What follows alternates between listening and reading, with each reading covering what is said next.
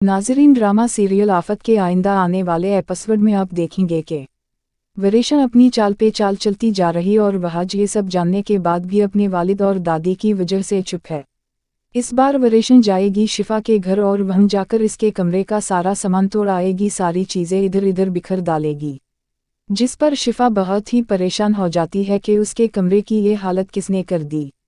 और फिर वरेशन आकर अपनी मां से कहेगी कि हमेशा से मेरे साथ ही ऐसा क्यों होता है मम्मा, जो चीज़ें मुझे पसंद आती है वो मुझसे छीन ली जाती हैं, और मेरा दिल तो ये चाह रहा था कि शिफा का भी वही हाल करूं जो उसके कमरे का किया है।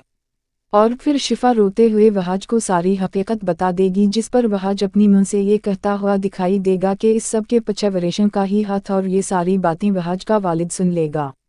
फिर महमूद वरेशन की मां के कहने पर घर में आता है और महक वहां पर एक और चाल चलेगी और महमूद को ये कहती हुई दिखाई देगी कि तुमसे शादी करना मेरी सबसे बड़ी भूल थी, लेकिन प्लान के मुताबिक महमूद वरेशन की मां से कहेगा कि चलो मेरे साथ, जिस पर वहाज का वालिद रोक लेगा और कहेगा कि महक कहीं नहीं जाएगी।